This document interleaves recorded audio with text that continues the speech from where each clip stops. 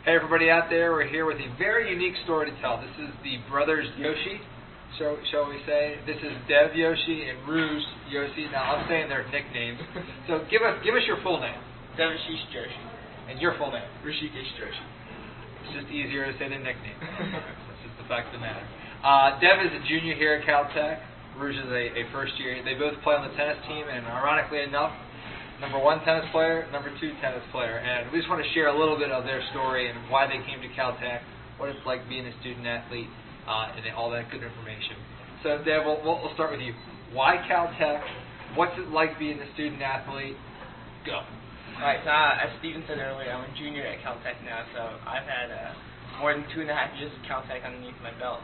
And back when I was still a senior in high school looking for places I wanted to go, out of the schools that accepted me, Caltech had best opportunities that a student could have. There's more research opportunities than students here. There are incredible faculty, incredible student-faculty ratio. Pre-Frosh weekend, I met some of the coolest people I've ever met in my life, and they turned out to be some of my best friends. And it was a big big motivation factor. And also, I play tennis in an NCAA Division III level, which is pretty awesome. So. Okay, then taking all that into factor, when you started looking at schools, what was some advice that you told him? And then we'll go to you, Rouge. What sold you on it? So go ahead. Right, so when you're a high school senior, you think you know a lot about college, but you really don't. I mean, you're a naive little boy. So I could tell him all the experiences of like how much homework there is, the social atmosphere, how often you go out and about in the city where you live, and a lot of things I was able to tell him without having to sugarcoat it, because he is my brother. So, I mean, LA is right close by, and if you have a car, you just go. You can go watch basketball games, the Lakers and Clippers at the Staples Center.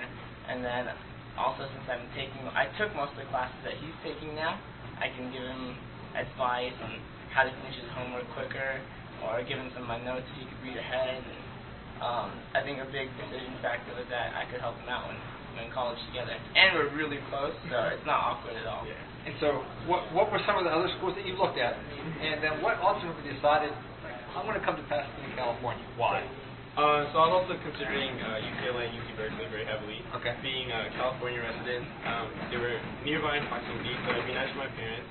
And then I was also considering a couple East Coast schools, but my parents also said, like, I know my mom was torn if I was on the East Coast, if I was on the West Coast, and like, which brother would they visit when? Sure. And so, I guess one of the strongest motivating factors was the fact that my brother did go to Caltech. I mean, we've gone to the same school since preschool, and that's been a lot of fun. We had great times in high school together, and it's nice because I come to Caltech, maybe one of 260 freshmen, but I've already familiarized myself with almost all the juniors, vast majority of seniors, because they're all my brother's friends, and it's such an open and welcoming atmosphere. Every time I visited him, I just felt so welcome here, and that really played a huge motivating factor in my decision to come to Caltech also. And you really wanted to play tennis as well. Exactly, That's part of your collegiate experience. Yeah. How much did that play a factor when you wanted to choose a smaller school potentially? Sure. So how did that play a factor in your decision making? So that was also a huge factor. UCLA, for example, has 4,500 freshmen, and just being one of so many, and of course they're like the top D1 team. Sure. I probably wouldn't have as much playing opportunity if any. And just hearing my brother talk about how competitive Sky is as a tennis league, and I was just like, I was ready for the challenge. You know, coming out of high school, I was really excited because talking to Coach Gamble, she knew that I'd be able to play at a competitive spot. And so I came out here ready to play, and we've had a pretty fantastic season so far. We've been competing in all of our matches. So. And Deb, talk about what it's like being a student athlete. How does that make your experience at Caltech better, improved, so to speak?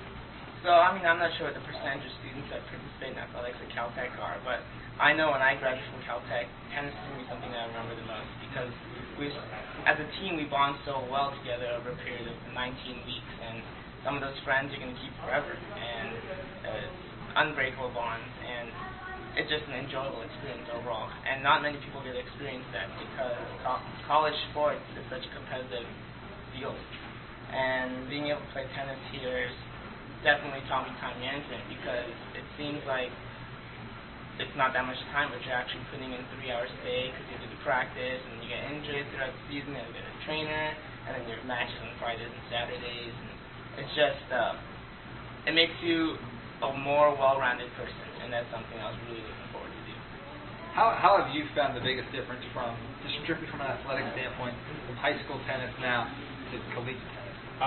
So I wasn't expecting there to be such a big leap, but I was really amazed because the caliber of players that we play against, I mean, these are all big guys that put in like countless hours of fitness and weight room training, and it's definitely much more physical than it was in high school. We're going 2.5, 3 hours per match, and the pace definitely increased. Now you have every player hitting with a lot of weight behind their shot, and there's a much more competitive atmosphere as well. And it's nice to play tennis as a team, because then you have your teammates cheering you on. You can cheer on your teammates, and it just makes it really exciting and fun atmosphere to be in. So I really enjoyed that. Now I've got to ask one closing question. Sure.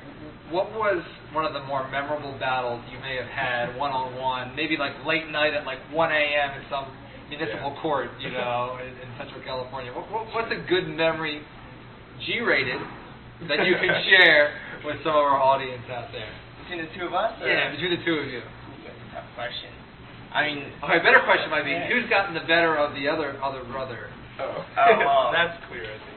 Okay, so... Come on, you've gotten him a couple times. I have gotten him a couple I times. am 21 months older. He is. And I did start playing tennis a little bit earlier, but to say the least, if we were the same age relatively, he would be much better than I am at the same time. And his tennis is getting great in the matches, since we always went to the same coach, and the same tips.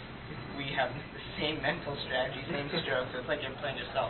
Right. So the matches are always incredibly intense, and it's just really fun, especially since we both do the same things all the time. So I always have someone to play tennis with.